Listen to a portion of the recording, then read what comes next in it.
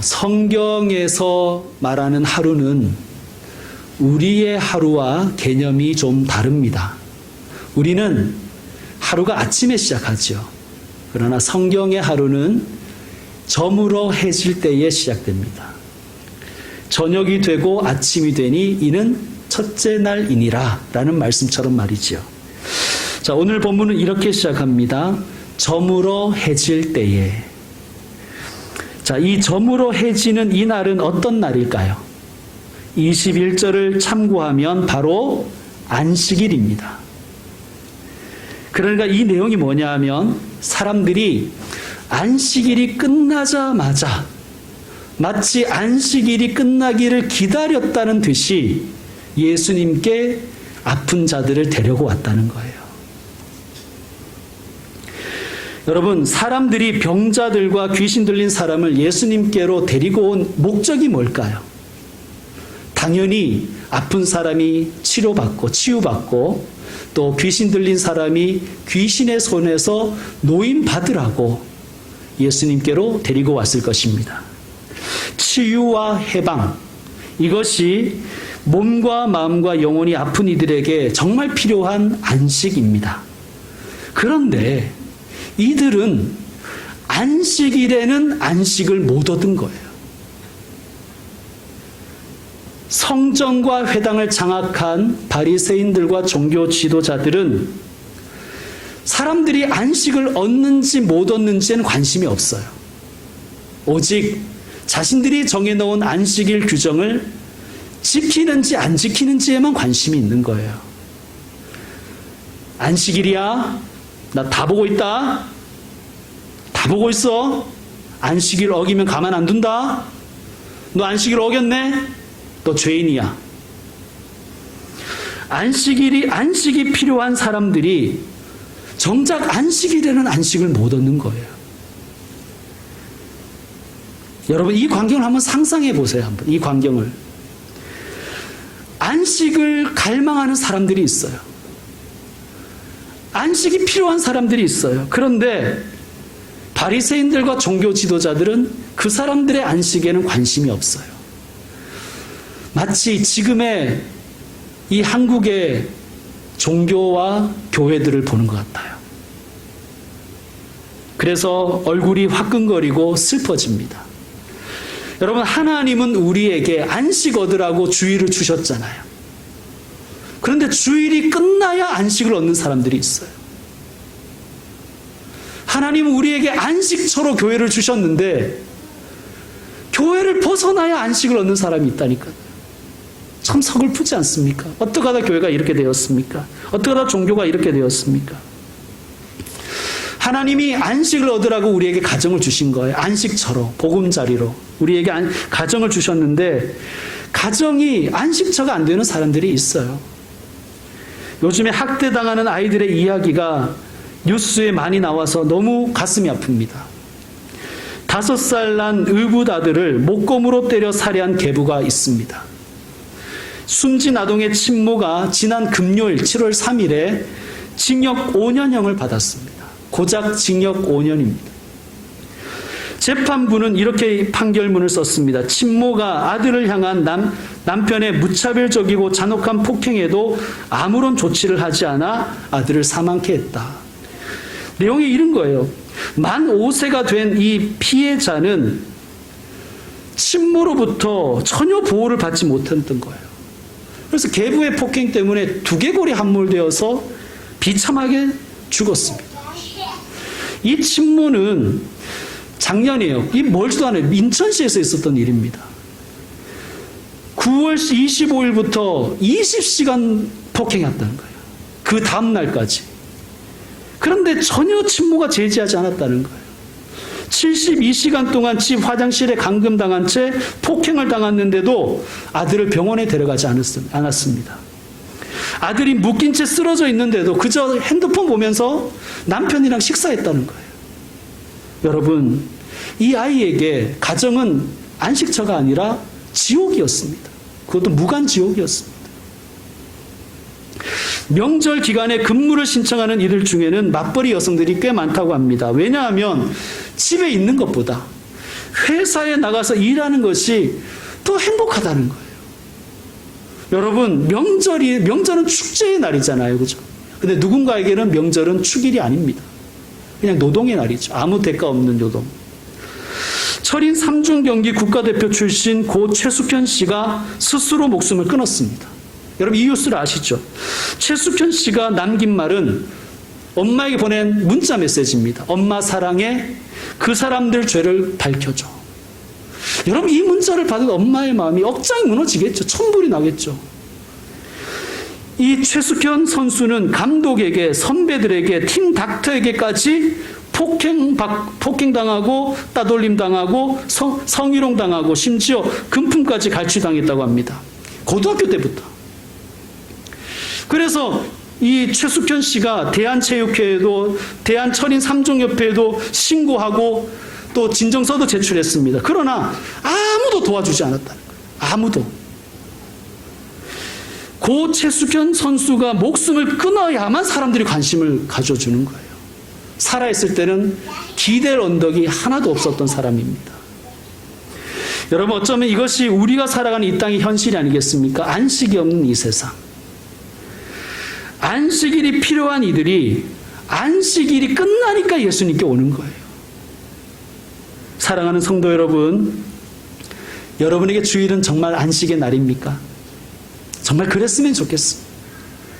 정말 그랬으면 좋겠습니다. 우리 교회가 성도들에게 또 예배를 위해서 방문한 자들에게 고단한 인생길에서 안식의 자리가 되었으면 좋겠습니다. 특별히 우리 성도들의 가정이 모든 가족 구성원들에게 안식과 쉼을 주는 피난처 되었으면 좋겠습니다. 여러분, 우리 자신부터 반성하고 회개를 좀 해야 되지 않을까요? 이렇게 반성하십시오. 나는 다른 사람에게 안식의 통로일까 방해자일까? 내가 안식의 방해자가 되었다면 회개하고 하나님, 제가 다른 사람의 안식을 돕는 사람이 되게 해주십시오 라고 기도하시길 바랍니다. 점으로 해질 때에 모든 병자와 귀신 들린 자를 예수께 데려오니라고 되어 있죠. 그러니까 누군가가 데려왔다는 것 아닙니까? 누구가 데려왔겠습니까? 가족일 수도 있고 친구일 수도 있겠죠.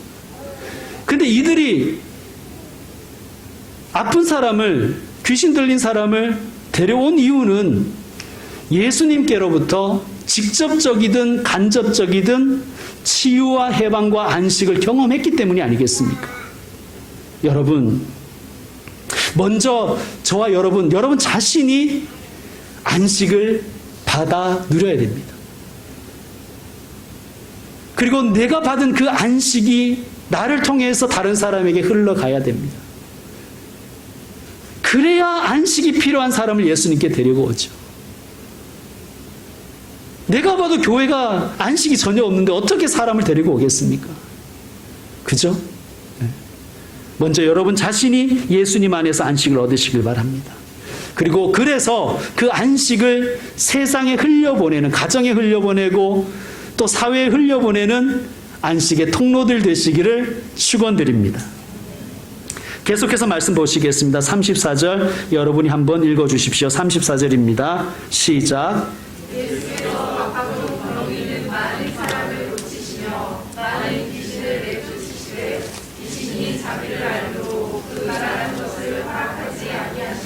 아멘. 자, 복음서를 읽어보면요, 예수님이 치유해 주신 다음에 말하지 말아라, 전하지 말아라 이런 이야기를 자주 하셨어요. 오늘은 귀신이 말하는 것을 허락하지 않으세요. 왜 이렇게 하셨을까요? 뭐 전하지 말라 그래도 알아서 잘 전하니까 그렇습니까? 힌트가 있어요. 그 이유는 귀신이 자기를 알므로입니다. 여러분, 이 귀신이 아는 이 알문 참된 알밀까요? 귀신같이 안다는 말도 있지 않습니까? 우리가 몇 주 전에 같이 묵상했지 않습니까? 귀신이 정확하게 알아요. 귀신같이 알아요. 그런데 그 귀신이 말하는 것을 허락하지 않으신다는 거예요. 왜 그렇습니까? 24절의 말처럼 귀신은 예수님께 이렇게 소리 질렀어요. 우리가 당신과 무슨 상관이 있나이까? 귀신은 예수님과 아무런 인격적인 관계가 없어요. 무슨 말이냐? 귀신은 예수님을 알지만 예수님을 따르지 않아요. 그 알은 필요 없는 알이라는 거예요. 여러분 혹시 예수님을 안다고 하면서 성경을 안다고 말씀하면서 그냥 귀신적인 알미 아닙니까? 여러분의 알은 어떻습니까? 저와 여러분의 알은 어떻습니까? 예수님을 안다고 하면서 예수님을 닮아가려고 하고 아니 100분의 1이라도 1000분의 1이라도 따라가려고 하는 그 마음이 없다면 그것은 귀신적인 알미입니다. 귀신도 하나님을 알아요. 여러분 우리가 이렇게 표현을 하잖아요. 나 그 사람 잘한다? 그것은 어떤 뜻입니까? 그 사람에 대해서 그냥 뭐 이름이나 알고 몇 가지 정보를 가지고 있다는 뜻은 아니잖아요. 어느 아파트 살고 이런 게 아니잖아요. 나 그 사람이랑 친하다 이런 뜻입니다. 즉 하나님을 안다는 것은 하나님과 인격적인 관계가 있다는 것이고 하나님과 인격적인 관계에 있다는 것은 닮아가려 한다는 거예요. 쫓아가려고 하고 따라가려고 한다는 거예요. 여러분 다시 여러분께 한번 질문을 하겠습니다. 여러분의 알은 순종하는 알입니까? 아니면 귀신적인 알입니까? 예수님 사랑하고 예수님을 믿고 따르는 참된 알의 사람이 되시기를 축원합니다. 예수님은 귀신이 말하는 걸 허락하지 않으셨어요. 왜냐하면 예수님과 인격적인 관계에 있지 않기 때문에 그래요. 예수님을 따르려는 마음이 없기 때문에 그러는 거예요. 여러분 이런 사람 많잖아요. 예수님과 인격적인 관계에 있지 않지만 예수님에 대해서 말하는 사람이 있잖아요. 대표적인 사람이 도울 김영욱 교수 같은 사람이라고 생각합니다. 저도 그 사람의 강의를 들어보면 저 마가복음을 준비하기 위해서 읽다가 준비하다가 도울이 마가복음을 강의했더라고요. 도울이. 그래서 한번 들어봤어요. 기가 막혀요. 정말 공부를 많이 한 사람이고요. 정말 아는 게 많은 사람이에요. 그런데요. 그런 알은 귀신적인 알인 거예요. 왜? 예수님을 따르려는 마음이 전혀 없기 때문에 그런 것입니다. 하나님은 그 사람 그런 말을 막으십니다. 그런 말을 원하지 않으십니다. 여러분 예를 들어서 아이에게 어떤 심부름을 시킨다고 한번 가정해 보십시다. 자, 아이에게 그러는 거예요. 가서 이렇게 말하거라. 엄마가 뭐라 그랬지? 아빠가 뭐라 그랬지? 한번 네가 얘기해봐. 물어봤더니 핵심의 10분의 1도 모르는 막 제대로 전달이 안 되는 거예요. 그럼 뭐라 그러겠어요? 야, 그렇게 하려면 하지 마. 그런 장면과 같은 거예요, 여러분. 왜냐하면요, 그렇게 전하면 내용을 완전히 비틀어 버릴 수가 있잖아요. 엉뚱한 말을 전할 수가 있기 때문에 그렇습니다. 어줍지 않게 아는 것이 더 무서워요. 선무당이 사람 잡는 것입니다. 여러분, 예수님을 아십니까? 이 질문은 예수님을 따르고 계십니까? 라는 질문입니다. 예수님을 아는 만큼 사랑하시고 아는 만큼 따르시길 바랍니다. 계속해서 말씀을 보시겠습니다. 33절. 온 동네가 그 문 앞에 모였다고 합니다. 좀 이상하지요? 온 동네가 어떻게 모여요? 동네가 어떻게 모입니까? 그래서 다른 성경을 보니까 동네 사람들이라고 번역한 성경이 꽤 많아요. 그래서 궁금해서 한번 찾아봤어요. 도대체 뭐가 맞을까? 찾아봤더니 동네라고 번역하는 것이 맞더라고요. 왜 그러냐면 헬라어로 폴리스라고 되어 있어요. 폴리스가 뭐예요? 도시, 시티잖아요. 마가는 실수로 동네라고 적은 게 아니라 의도가 있었기 때문입니다. 자, 35절에는 동네와 대조되는 장소가 등장합니다. 어디일까요? 한번 찾아보세요. 35절에 동네와 대조되는 장소. 한적한 곳이죠. 다른 말로 하면 광야입니다. 예수님은 동네, 시티에서 사역하시다가 광야로 가셔서 기도하셨습니다. 그리고 38절에 보면 다시 다른 동네로 가십니다. 그러므로 예수님의 하루는 동네에서 광야로, 광야에서 다시 동네로, 다시 광야로, 이것이 연속되는 삶이었습니다. 여러분, 예수님 안에 안식이 있었다고 우리가 다시 한번 묵상했었잖아요. 그죠? 예수님께 안식이 있다. 그 안식의 원천이 뭘까요? 광야에서 기도한 그 기도입니다. 예수님은 광야에서 한적한 곳에서 하나님께 기도드림으로 안식의 원천이 되신 거예요. 여러분, 그러므로 하나님과 관계가 깊어져야 안식을 얻는데 그 통로가 어디냐? 광야입니다. 그것을 다른 말로 골방이라고도 합니다. 예수님은 동네를 사랑하셨습니다. 그래서 동네에서 사람들을 고쳐주셨고요. 가르쳐 주셨고 또 손잡아 주셨습니다. 그런데 예수님은 광야도 사랑하셨어요.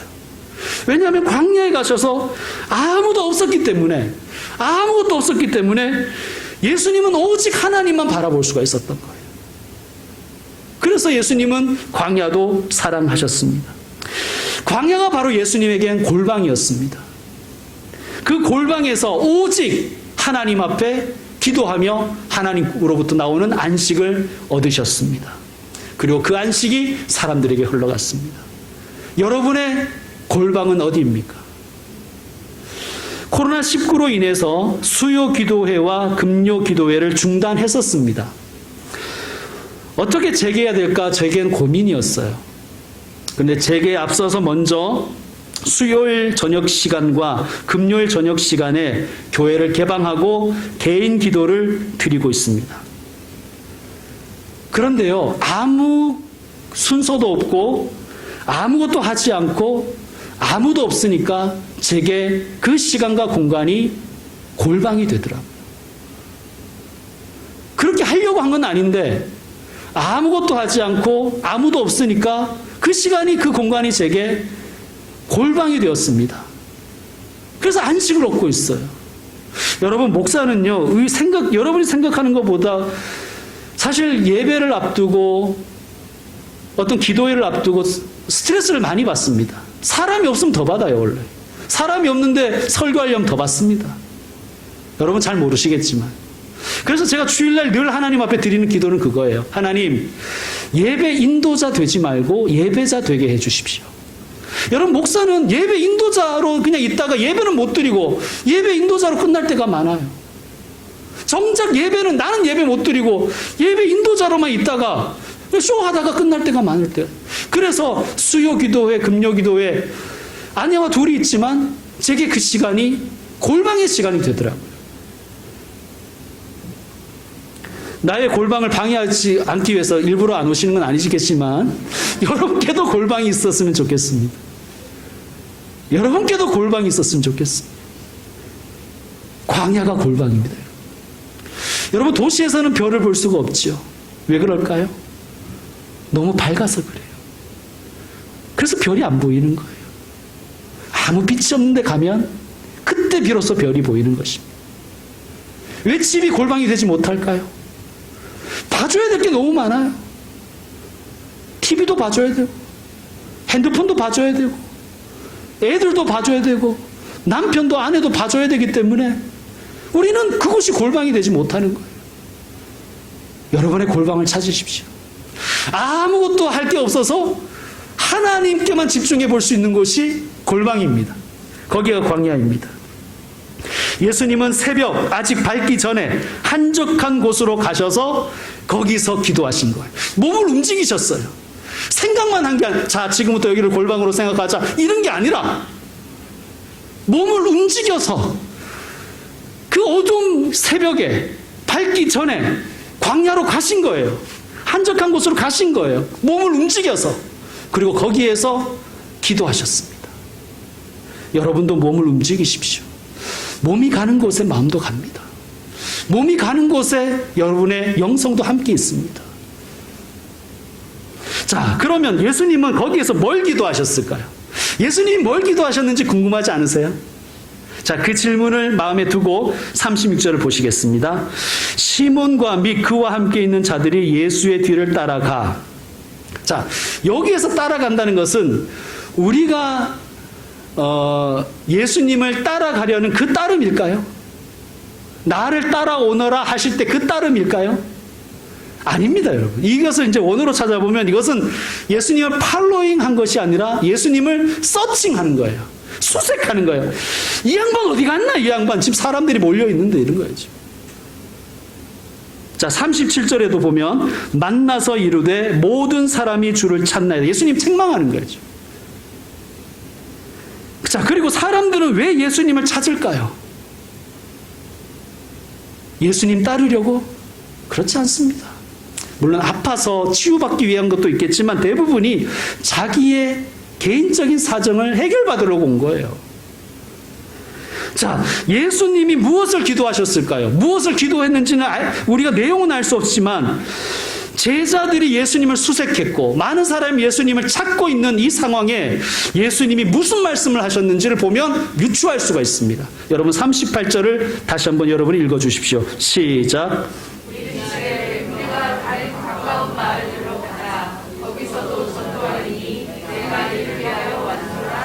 아멘. 자, 예수님이 이렇게 말씀하셨어요. 다른 가까운 마을로 가자. 거기서도 전도하리니 내가 이를 위하여 왔노라. 자, 사람들이 찾고 있다는 거예요. 당신 인기 많습니다. 지금 막 어마어마하게 부흥했습니다. 사람들이 막 당신을 찾아요. 근데 예수님이 이렇게 말씀하시는 거예요. 다른 마을들로 가자.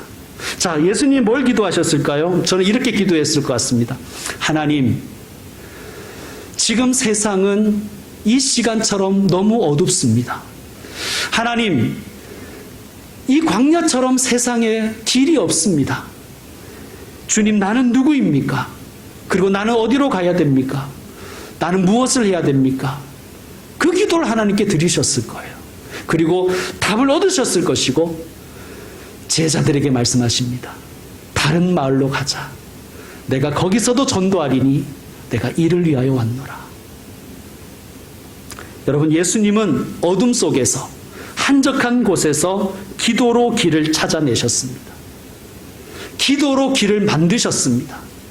사랑하는 성도 여러분, 여러분의 삶이 지금, 여러분의 인생이 광야 같고 어두워 보이고 아무런 빛도 없고 길이 없어 보입니까? 기도로 길을 찾아내십시오. 기도로 길을 만들어 버리십시오. 예수님처럼 말이죠. 기도하는 사람에게 길이 발견될 것입니다. 나는 누구인가? 나는 무엇을 해야 하는가? 나는 어디를 향하고 있는가? 하나님 앞에 질문하며 기도하는 사람은 반드시 길을 찾을 것입니다. 길이 없으면 길을 만들 것입니다. 여러분, 그리스도인들에게 세상은 오프로드와 같아요. 평탄하지 않습니다. 그래서 기도해야 됩니다. 매일매일, 매번 기도로 길을 뚫어내야 되는 거예요. 여러분, 가만히 한번 보세요. 여러분이 길을 낸 만큼 가족이 옵니다. 여러분, 우리의 자녀들은 우리가 기도한 만큼 그 길로 걷는 거예요. 우리 믿음의 후배들은 우리가 기도로 발견한 그 길만큼 걷는 거예요.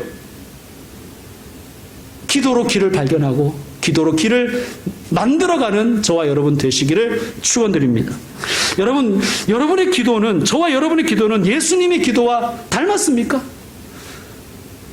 대부분의 기도, 저를 포함해서 대부분의 기도는 그저 기복적인 기도죠.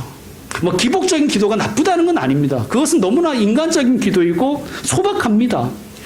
자녀의 합격을 위해서 기도하는 부모의 마음 얼마나 당연하고 소박하고 간절한지 여러분 우리가 알고 있지 않습니까? 그런데요, 내 자식에게 특혜를 베풀어 달라고 하는 기도는 예수님의 기도와 닮지 않은 기도라는 거예요. 자녀를 위해서 기도하되 하나님, 내 자녀가 남들만큼 노력하지 않아도 그것을 얻게 해달라고 기도하는 것은 예수님의 기도와 닮지 않은 기도라는 거예요. 왜 그런 기도를 드리냐 하면 골반 기도가 아니기 때문에 그런 거예요. 여러분, 기도는 하나님의 뜻을 확인하는 통로입니다. 기도를 통해서 우리는 정의와 사랑을 배워야 합니다. 그것이 기도입니다. 그래서 다시 한번 여러분께 묻습니다. 여러분의 기도는 무엇을 구하는 기도입니까? 만나서 이르되 모든 사람이 주를 찾나이다. 이 사람들이 왜 주님을 찾았을까요? 자기의 이익과 편리와 평안을 위해서 예수님을 찾았을 것입니다. 예수님은 기도하신 후에 단호하게 선을 그어버리십니다. 다른 마을들로 가자. 선을 확 그어버리시잖아요. 이게 광야 기도의 능력입니다. 여러분, 우리는요, 선을 잘 못 그어요. 세상 사람들과 함께 있을 때 선을 잘 못 긋잖아요, 우리가. 왜 그런지 아세요? 골방 기도가 없어서 그래요. 골방 기도가 없으니까 사람들 눈치만 자꾸 보는 거예요, 사람들 눈치만. 마스크 안 쓰고 있는 사람한테 가서 마스크 좀 써달라는 부탁도 못 하잖아요. 그 사람이 날 안 좋게 볼까봐. 우리는 하나님을 두려워하는 게 아니라 사람을 두려워하는 거예요. 왜? 골방 기도가 안 되기 때문에 그러는 거예요. 여러분, 저와 여러분께 광야가 있기를 원하고 골방 기도가 있기를 원합니다. 자, 38절 예수님 이렇게 말씀하셨습니다. 우리가 다른 가까운 말들로 가자. 거기서도 전도하리니 내가 이를 위하여 왔노라. 여러분, 예수님이 오신 목적이 뭐예요? 전도입니다. 전도. 그런데 전도를 오해하지는 마세요. 예수 믿으세요, 우리 교회 오세요는 PR이에요. 예수님이 말하는 전도는 설교를 가리킵니다. 선포를 얘기하는 거예요. 그러니까 예수님은 설교하러 왔다는 뜻이고 선포하러 왔다는 뜻이에요. 근데 설교라 그러니까 저 같은 이런 어줍지 않은 사람이 말만 가지고 입만 가지고 하는 걸 설교라고 착각하는 경향이 있는데, 설교는 사실 그게 아니죠. 설교는 자신의 전 삶을 던지는 게 설교예요. 전 삶을 던져서 하는 게 설교입니다. 선포가 뭐예요? 선포가 내 삶을 전부 던지는 게 선포 아닙니까? 그러니까 이런 거예요. 나의 삶이 내 가족에게 메시지가 되고 있는가? 나의 삶이 내 직장에서 메시지가 되고 있는가? 복음의 메시지가 되고 있는가? 그게 설교요, 선포라는 거예요. 입만 가지고 하는 게 설교나 선포가 아니라. 사랑하는 성도 여러분, 질문하십시오. 하나님, 저는 다른 사람에게, 내 가족에게, 내 직장에서 복음의 메시지가 되고 있습니까? 여러분 분명히 아실 것입니다. 회개하시고 다시 삶의 방향 돌리시길 바랍니다. 이제 말씀 마무리하겠습니다. 여러분, 모든 사람에게요, 하루는 공평하게 주어져요. 그런데 우리는 세상 사람과 다르게 살라고 우리가 부르심을 받았잖아요. 그럼 어떻게 해야 될까요? 하루에 대해서 세상 사람과 다르게 생각해야 됩니다. 자, 세상 사람은 아까 말씀드린 대로 하루를 이렇게 생각해요. 아침에 시작해서 낮을 지나 저녁이 된다. 근데 성경의 하루는 어떻다 그랬습니까? 저녁이 되고 아침이 되니 이는 첫째 날이니라. 저녁에서 아침으로, 어둠에서 밝음으로 나가는 것이 성경적 하루입니다. 세상 사람에게 하루는요, 아침에서 시작해서 찬란한 낮을 지나 저녁으로 갑니다. 이게 인생과 같다고 생각해요. 그래서 자칫 인생 무상에 빠지기가 쉬워요. 나 한 게 아무것도 없는데, 나의 찬란한 전성기는 다시 오지 않겠구나. 나이 먹어가는 게 이렇게 슬프네. 나이 먹어가는 게 슬픈 거예요.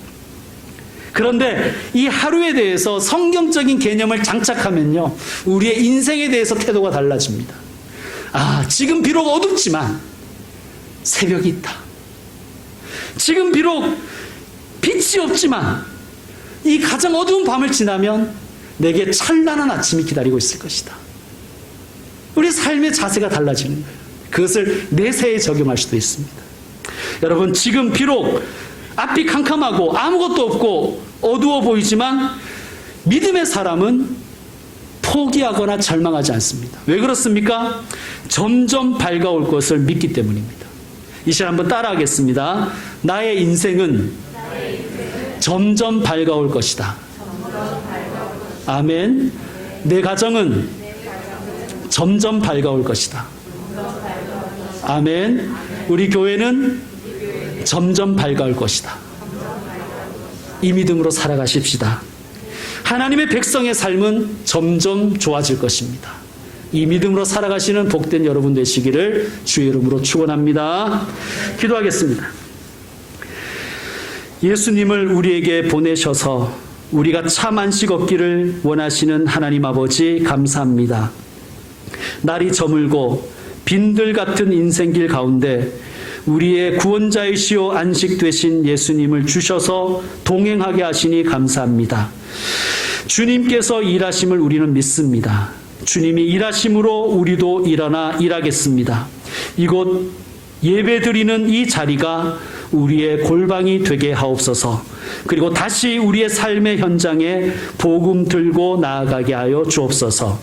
우리를 돌보시고 우리를 인도하시며 우리를 강하게 하시고 우리를 승리하게 하시며 우리 가정과 교회를 점점 밝아지게 하실 주님을 찬양합니다. 예수님의 이름으로 기도드립니다.